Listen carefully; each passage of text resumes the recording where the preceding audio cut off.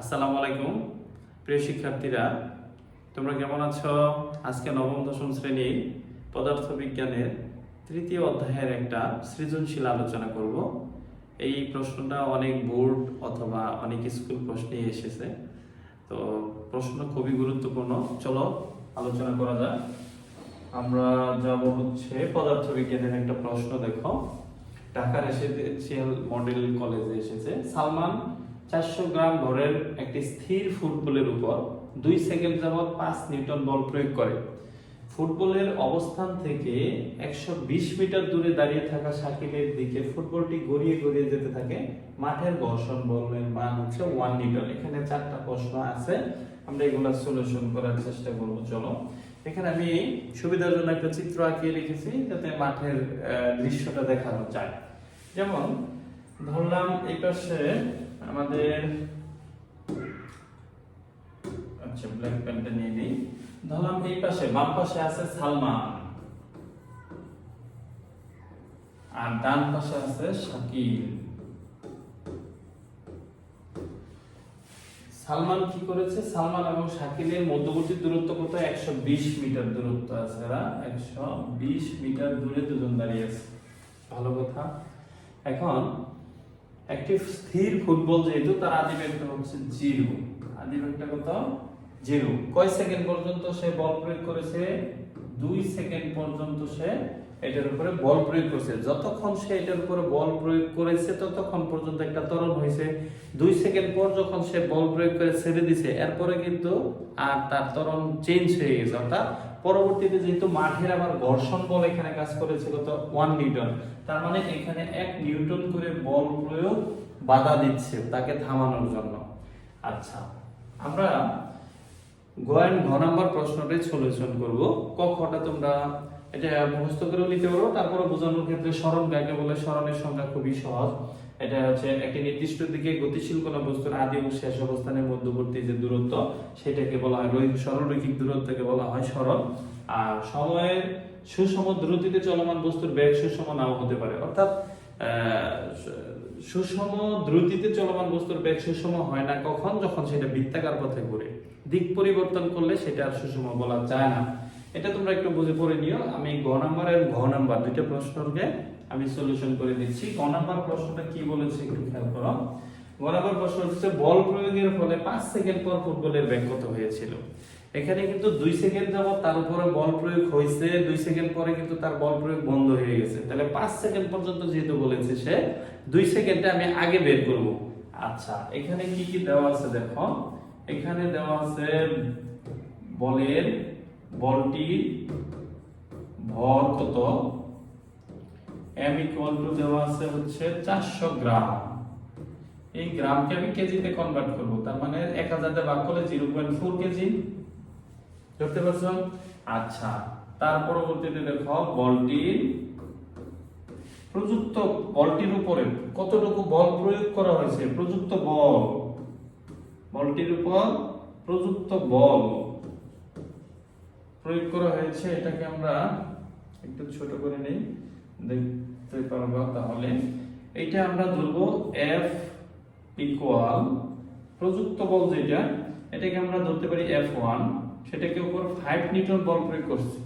কতক্ষণ সময় ছিল 2 সেকেন্ড যাবত। আবার ঘর্ষণ বল কত দেওয়া আছে এখানে? ঘর্ষণ বল ইকুয়াল টু হচ্ছে 1 নিউটন। মানে তার উপরে 5 নিউটন বল প্রয়োগ করতেছে, কিন্তু 1 নিউটন বল আবার উল্টা তার দিকে কি করতেছে? বাধা দিচ্ছে। তাহলে এখানে প্রযুক্ত বল কতটুকু কাজে লাগতেছে? মনে করো 5 নিউটন বল প্রয়োগ করতেছে, 1 নিউটন বাধা দিচ্ছে, তার মানে 4 নিউটন কাজে লাগতেছে। তাহলে ওই নিউটন অনুযায়ী তার উপর প্রযুক্ত বলের জন্য বলটির ত্বরণ বের করব আমরা। 2 সেকেন্ডে বলটির ত্বরণ বের করব। ত্বরণ যদি বের করি a সমান 1, আমরা এটা কি করব? এই ত্বরণটা বের করব। দেখো, এটা যদি বের করতে যাই তাহলে এখানে দেখো একটা জিনিস লিখতে হবে। আমরা জানি প্রযুক্ত বল সমান কার্যগত যতটুকু কাজে লাগছে এটা কি বলা হয়? আমরা যদি বলি এটা কি, যে প্রযুক্ত বল ইকুয়াল কার্যকরী বল।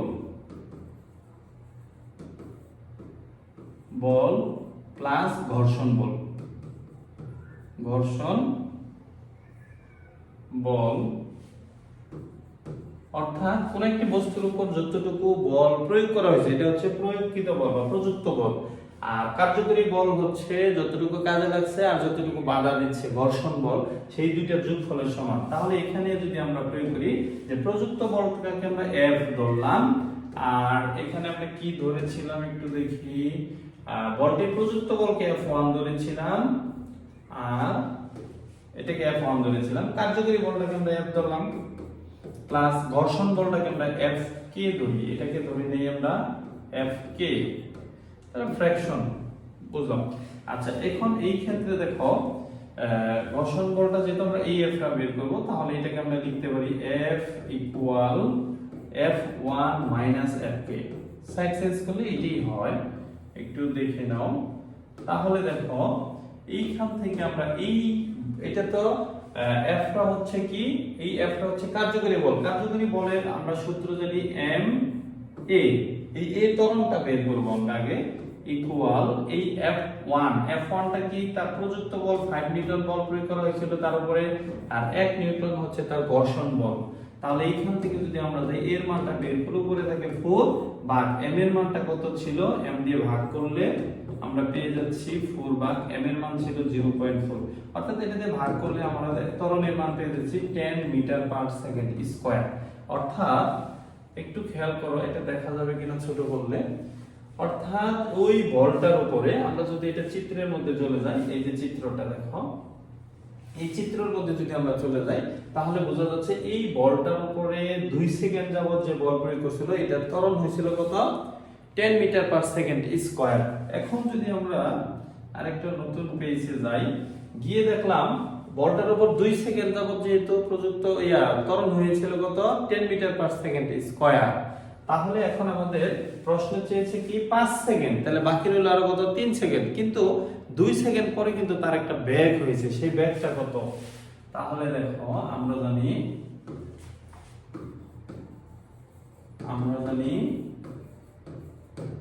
v equal u plus at, জানি কিনা, তাহলে 2 সেকেন্ড পরে তার কি বের করব আমরা, বেগ বের করব। তাহলে তার আদি বেগটা কিন্তু 0 ছিল, কারণ তার উপরে কোনো স্থির একটা বল ছিল, এই কারণে তার বেগটা ছিল 0 প্লাস আদি ত্বরণ পেয়েছি আমরা কত, 10 2 সেকেন্ড যাবত, অর্থাৎ পেয়ে গেলাম আমরা 20 মিটার পার সেকেন্ড। এখানে একটু খেয়াল করো, এই বলটা ধরলাম আমরা এইখানেই ধরলাম 2 সেকেন্ড যাবত এই পর্যন্ত আসছে, 2 সেকেন্ডে আসার পরে এখানে একটা বেগ হয়েছে তার কত, 20 মিটার পার সেকেন্ড। বুঝতে পারছো যে 2 সেকেন্ড বলটা বল প্রয়োগ হয়েছে এটার উপরে, এরপরে তার যে একটা বেগ হয়েছে কত, 20 মিটার পার সেকেন্ড। তাহলে যদি তার বেগ হয় 20 মিটার পার সেকেন্ড, আমার প্রশ্নটা হয়েছে 5 সেকেন্ড পর ফুটবলের বেগ কত, তাহলে আরো 3 সেকেন্ড পরে সে কত ডুবে গেছে, কিন্তু তার ত্বরণ তো 10 মিটার পার সেকেন্ড নাই, 2 সেকেন্ড পর্যন্ত তার উপর বল প্রয়োগ করা বলে যে ত্বরণে গিয়েছে এরপরে কিন্তু ত্বরণ ওইটা নাই, চেঞ্জ। 2 সেকেন্ড পর ত্বরণ যদি a1 হয় তাহলে এই ক্ষেত্রে আমরা সেটার উপরে ত্বরণটা আমরা বের করব কিভাবে, a1 ইকুয়াল টু, অথবা এটা দিতে পারি আমরা f সমান ma, f সমান কত, ma a1, তাহলে এই ক্ষেত্রে আমরা লিখতে পারি a1 equal to f k, অর্থাৎ f k কেন দিচ্ছি আমি বলতেছি। এখন একটু খেয়াল করো, বলটা যখন আমি 2 সেকেন্ড পরে তার উপরে বলটার উপরে বল প্রয়োগ করা বন্ধ করে দিলাম, তখন যেই বেগে সে যাচ্ছিল 10 মিটার কততে যাচ্ছিল, সে 20 মিটার পার সেকেন্ড বেগে যাচ্ছে, কিন্তু তাকে এখন থামাচ্ছে কে, থামাচ্ছে সেই ঘর্ষণ বলে থামাচ্ছে, অর্থাৎ যেহেতু তাকে থামিয়ে দিচ্ছে এটাতে ঋণাত্মক বেগ মন্দন করতেছে, এখানে মাইনাসের 1 আর ভর হচ্ছে 0.4, এটাকে যদি আমরা ভাগ করি 1 কে 0.4 দিয়ে ভাগ করলে রেজাল্ট আসবে মাইনাসের 2.5 মিটার পার সেকেন্ড স্কয়ার। অর্থাৎ তখন 2 সেকেন্ড পরে বলটি মাইনাসের 2.5 মিটার পার সেকেন্ড স্কয়ার বেগে হ্রাস পেতে থাকবে, যেহেতু হ্রাস পেতে থাকবে তখন ওই ক্ষেত্রে আমাদের সেই বেগটা কত হবে, অতএব 3 সেকেন্ডে পর বেগ কত হবে, বেগ বের করব আমরা v সমান u প্লাস at, এখন এই ক্ষেত্রে খেয়াল করো, আমাদের এই ক্ষেত্রে আদিবেগ মানে 3 সেকেন্ড পরে যদি আমরা ওই চিত্রটায় যাই, যে এইটুকু গেছে 2 সেকেন্ড পরে আর এইটুকু যাবে মনে করো 3 সেকেন্ডে। 3 সেকেন্ডে যখন যাবে সে, তখন কিন্তু আদিবেগ এখন 20, শেষ বেগ কত হবে সেটা কি করব, বের করতে হবে। তাহলে এখন আমাদের কি করতে হবে, আদিবেগটা ধরবো আমরা 20 প্লাস ত্বরণ কত হচ্ছিল -2.5, সময় কত 3 সেকেন্ড। ক্লিয়ার হয়েছে কিনা? আবার বলতেছি, দেখো এইখানে যখন 2 সেকেন্ড পরে তার বেগ পেয়েছিলাম আমরা কত, 20 মিটার পার সেকেন্ড। তাহলে আরো সে 3 সেকেন্ড পরে তার বেগ হতে কতটুকু হবে, যেহেতু সে বেগ হ্রাস পাচ্ছে -2.5 মিটার পার সেকেন্ড স্কয়ার, ত্বরণে যাচ্ছে, মন্দনে যাচ্ছে, মন্দন মানে বেগ হ্রাস পাওয়া, তাহলে সেইখানে তার বেগটা কত গিয়ে দাঁড়াচ্ছে, দেখো 20 মাইনাস এটাকে 3 দিয়ে গুণ করলে 2 দিয়ে করলে 5, 7, 7.5 হবে। এটা বিয়োগ করলে কত হয় একটু দেখি, 20 বিয়োগ দাও 7.5 ইকুয়াল টু হবে 12.5 এত মিটার পার সেকেন্ড। অতএব আমি এটাকে লিখতে পারি যে অতএব 5 সেকেন্ড পর বলটি বেগ 12.5 মিটার পার সেকেন্ড। এটি অ্যান্সার। আশা করি সকলেই বিষয়টা বুঝতে পেরেছো। ওকে, পরবর্তী অঙ্কে আমরা চলে যাব। ঠিক আছে প্রিয় শিক্ষার্থী, আমরা এখন চলে যাব পরবর্তী ঘ নাম্বার অঙ্কটাতে। ঘ নাম্বার অঙ্কটা কি বলেছিল, শাকিল ফুটবল শাকিলের কাছে পৌঁছাবে কিনা। আমরা একটা ছোট একটা চিত্র এঁকে নিয়েছিলাম। দেখো এখানে চিত্রটা হয়তো বা বোঝা যাচ্ছে কিনা, একটু একটু জুম করে বড় করে দিচ্ছি। এটা কি বলেছিল, দেখো বলেছিল এইখানে আছে সালমান, এখানে আছে শাকিল। এখন এই সালমান এবং শাকিলের মধ্যবর্তী দূরত্ব ছিল 120 মিটার। তাহলে সালমান কি করেছিল, প্রথমে 2 সেকেন্ড যাবত তার উপর একটা বল প্রয়োগ করেছিল। সেই 2 সেকেন্ডে সে কতটুকু দূরত্ব অতিক্রম করেছে আমরা এটা বের করব। S equal to UT plus half AT square. কারণ কি, এখানে একটা ত্বরণ আছে। 2 সেকেন্ড পরে যখন তার বলটির উপর বল প্রয়োগ করা বন্ধ করে দিল, তখন কিন্তু আবার মন্দনে গেছে, সেটাও আমরা গতে বের করেছিলাম -2.5 মিটার পার সেকেন্ড স্কয়ার। তাহলে এইটুকুতে যাবে, আবার কিভাবে সে যাবে, মন্দনে যাবে। মন্দনে গেলে এটার ক্ষেত্রে আমরা অতিক্রান্ত দূরত্ব বের করব। সেই অতিক্রান্ত দূরত্ব বের করতে গিয়ে যদি দেখি দুইটার দূরত্ব S1 এবং S2, দুইটার যোগফল 120 মিটার হয়, দেন বলটি শাকিলের কাছে পৌঁছাবে। আর যদি তার থেকে কম হয় তাহলে পৌঁছাবে না, আর যদি তার থেকে বেশি হয় তাহলেও পৌঁছাবে। অর্থাৎ মিনিমাম তাকে 120 মিটার দূরত্ব অতিক্রম করতে হবে। যদি অতিক্রম করতে পারে তাহলে সে কেবল কোন পর্যন্ত যাবে, শাকিল পর্যন্ত পৌঁছাবে। তাহলে এখন আমরা কি করব, নতুন একটা পেজে যাব।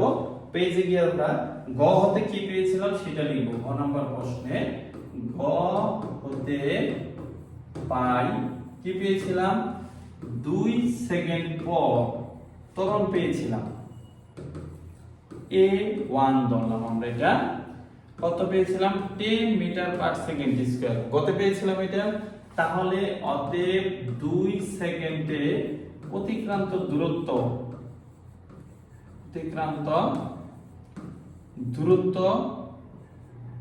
দূরত্বটা আমরা ধরলাম S1 equal to UT plus half AT square. এটা ধরে নিলাম। তাহলে এখানে আদিবেগটা 0 থাকার কারণে এটা 0, হাফ ত্বরণ ছিল 10 এবং সময় ছিল 2 স্কয়ার। এই দুই দিয়ে এর ক্ষেত্রে হয় 5, 4 4 2 দুগুণে 4, 4 5 20। অর্থাৎ প্রথম 2 সেকেন্ডে বলটি, যে 2 সেকেন্ড বলের উপর 2 নিউটন বল কত নিউটন বল প্রয়োগ করেছিল, 5 নিউটন বল প্রয়োগ করেছিল। ওই টাইমে তার ত্বরণ ছিল কত, 10 মিটার পার সেকেন্ড স্কয়ার। এইটুকুতে সে কতটুকু দূরত্ব অতিক্রম করেছে, 20 মিটার। পরবর্তীতে সে একটা মন্দনে যাচ্ছিল, সেই মন্দনটা কত, -2.5। তাহলে এইটাতে যদি আমরা যাই, একটু ধাক্কা দিলাম, 2 সেকেন্ড পর এটাকে আমরা লিখতে পারি 2 সেকেন্ড পর মন্দন হয়েছিল কত, মন্দন ছিল A2 দূরে, এটা -2.5 মিটার পার সেকেন্ড স্কয়ার। এই মন্দনে যাচ্ছিল। এই মন্দনে দেখি যদি শাকিলের পর্যন্ত সে গিয়ে পৌঁছায়, খেয়াল করো যদি বলটি শাকিল পর্যন্ত যায়, যাওয়ার পরে তার একটা শেষ বেগ হবে, ধরলাম শাকিল পর্যন্ত যাক বা তার আগেই থেমে যাক, যেটি করুক না কেন শেষ বেগ কত হবে, বলটা 0 হবে। আচ্ছা, এবং বলটির 2 সেকেন্ড পরে কিন্তু তার একটা বেগও পেয়েছিলাম, বলটির আদি বেগ ধরবো আমরা, আদি বেগ ধরবো ইউ সমান কত ধরবো বলো দেখি, ধরবো বলতে তোমার হচ্ছে আদি বেগ হচ্ছে U equal to 20 metre per second ছিল, তাই তো ছিল আমাদের এই চিত্রের মধ্যে কি পেয়েছিলাম, 2 সেকেন্ড পরে তার একটা বেগ ছিল কত, 20 মিটার পার সেকেন্ড। আচ্ছা, তাই পেয়েছিলাম না, একটু দেখি এই যে হ্যাঁ এইটাই পেয়েছিলাম, এই যে এখানে দেওয়া আছে যে 2 সেকেন্ড পরে তার বেগ কত ছিল, 20 মিটার পার সেকেন্ড। যেহেতু 20 মিটার পার সেকেন্ড তার আদি বেগ, তাহলে বলটির শেষ বেগ কত, যেহেতু গিয়ে থেমে যাবে, তাহলে শেষ বেগ হবে v ইকুয়াল টু 0। আচ্ছা, তাহলে মন্দন কত পেয়েছি, মাইনাসের এত, তাহলে এই ক্ষেত্রে অতএব অতিক্রান্ত দূরত্ব হবে কত, অতিক্রান্ত দূরত্ব। এখন অতিক্রান্ত দূরত্বটা যে আমরা বের করব, এটা তো কোনো টাইম নেই, সময় কি আছে, সময় নেই, তাহলে আমরা সময়টা কোথায় পাবো, আগে এর সময়টা বের করে নিতে হবে। অতএব অতিক্রান্ত দূরত্ব বের করার আগে অতএব সময় t হলে আমরা লিখতে পারি v equal to u plus at। তাহলে এই ক্ষেত্রে শেষ বেগটা 0 আমি জানি, আদি বেগটা 20 জানি, প্লাস ত্বরণটা জানি আমি মাইনাসের 2.5, কিন্তু সময়টা জানি না, সময়টা কি জানি না। আচ্ছা, বলটি শেষ পর্যন্ত যে পর্যন্ত গিয়ে থামবে ওই পর্যন্ত বলটা এই মন্দনে যদি চলতে থাকে, তাহলে তার কতক্ষণ সময় বলটি চলবে, তাহলে এটা বের করার জন্য আমরা কাজ করতে পারি, বা 0 ইকুয়াল টু 20 মাইনাসের হচ্ছে 2.5t। তাহলে এটাকে আমরা একটু টল করে উপরে নিয়ে গেলাম, এখন মাইনাসের 2.5 টা এই পাশে নিয়ে আসলাম, এটা প্লাস হয়ে গেল, ধরো এটাকে সরিয়ে নিয়ে যাচ্ছি, এটাকে সরিয়ে নিয়ে ডিলিট করে দিলাম। আচ্ছা, এখন এই ক্ষেত্রে দেখো 20 বা t ইকুয়াল টু হচ্ছে 20 বা 2.5, তাহলে আমার ক্যালকুলেটরটা কোথায়, এই, তাহলে দেখো এখানে যদি আমি কাজ করি, সরি এটাকে কেটে দিলাম, সি কোথায়, তাহলে দেখো 20 কে আমি ভাগ করলাম কত, 2.5 দিয়ে, তাহলে রেজাল্টটা দাঁড়াচ্ছে কত আমার 8 সেকেন্ড, অর্থাৎ বলটি, হ্যাঁ আচ্ছা এখানে একটু খেয়াল করি 8 সেকেন্ড, সো এসটা ছোট করে দেবেন, নাহলে একটু সাথে দিলে কেমন দেখা যায়। এখন 8 সেকেন্ড পর্যন্ত বলটি গিয়ে কিন্তু থেমে যাবে। এখন এই 8 সেকেন্ডে বলটি কতটুকু অতিক্রান্ত দূরত্ব সেটা আমরা বের করব, সেটাই বের করব। অতএব 8 সেকেন্ডে, অতএব 8 সেকেন্ডে অতিক্রান্ত দূরত্ব, অতিক্রান্ত দূরত্ব কত হবে, s2 ধরলাম ইকুয়াল টু কত, ut plus half at square ধরো। তাহলে এখানে যদি আমরা ধরি একটু মানটা বসাই, আদিবেগ এখন ওই ক্ষেত্রে আদিবেগ কত ছিল, আদিবেগ ছিল 20, সময় কত 8 প্লাস হাফ, মন্দন কত ছিল মাইনাসের 2.5, সময় কত 8 স্কয়ার। এটা ক্যালকুলেশন করতেছি, তাহলে 8 দুগুণে 16 160 মিটার, প্লাস এইখানে প্লাসে মাইনাস অবশ্য মাইনাস হয়ে যাবে, এবং এইখানে একটু খেয়াল করি 8টা কত হয় 64 কে যদি আমি 2 দিয়ে ভাগ করি কত হয়, ক্যালকুলেটর ইউজ করে করতে পারো, তবে আমি হাতে করতেছি তো এই কারণে দেখো 8টা হচ্ছে 64 কে যদি আমি 2 দিয়ে ভাগ করি হয় 32 কে আমি গুণ করব 2.5 দিয়ে, 32 গুণন 2.5 আসতেছে 80, এখানে মাইনাসের আসতেছে 80, তাহলে 160 থেকে 80 বাদ দিলে থাকে আর কত 80 মিটার, তাহলে s2 80 মিটার পেয়ে গেলাম। আগে পেয়েছিলাম কত 20 মিটার, এখন পেলাম 80 মিটার। অতএব মোট অতিক্রান্ত দূরত্ব, অতএব বলটির মোট অতিক্রান্ত দূরত্ব ইকুয়াল হচ্ছে s1 প্লাস s2। তাহলে s1 হচ্ছে কত 20 মিটার প্লাস হচ্ছে 80 মিটার ইকুয়াল হচ্ছে 100 মিটার। এখন প্রশ্ন কি বলেছিল, শাকিল সালমানের মধ্যবর্তী দূরত্ব ছিল 120 মিটার, বলটি কিন্তু থেমে গেছে 100 মিটার পরে গিয়ে, তাহলে শাকিলের কাছে বলটি কি করবে না, পৌঁছাতে পারবে না। অতএব এটাই লিখে দিতে হবে।